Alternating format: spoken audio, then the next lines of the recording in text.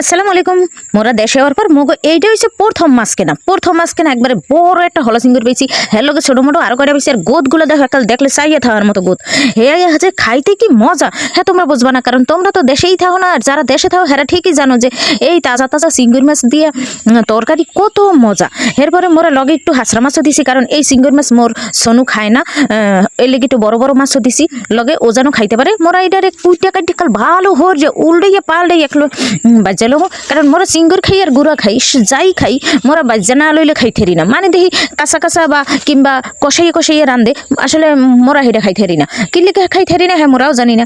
মো বাপ মাই হয়তো খাওয়া হিহাই নাই বা হের বাপ মাই হিহাই নাই, হের লিগে মোরা খাইতেরি না। তো এর লিগে মোরা এরকম খাইতে না। লগে দিয়ে দিছি কি জানো, দুইটা দুধমান কচুর ডেগা। তোমরা কি কও অবশ্যই কমেন্ট হইয়া জানাবা। মোরা তো এটারে দুধমান কচুর ডেগা কই, একাল গলাও চুলকাইবে না, খাইতে এত সুস্বাদু আর এত মজা। দুইটা একালে কস করে একালে ঘরের পাশেতে কাটে মোরা একালে কুইডা দিয়ে দিছি সাথে সাথে। আর এই সাথে সাথে দেওয়ার যে মজাটা, এটা তোমরা অবশ্যই এই যদি সাথে সাথে দিয়ে খাও এটা বুঝতে পারবা।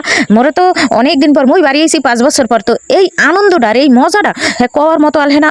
আর তরকারিটা যা ওইলে মোর মনে হয় 2 থাল ভাত খাইছি খালি এই কচুর ডেগা দিয়ে আর একটা সিঙ্গুর মাছ লইয়া। তো তোমরা অবশ্যই কমেন্ট করে জানাবা মোর রান্নাটা কেমন হয়েছে।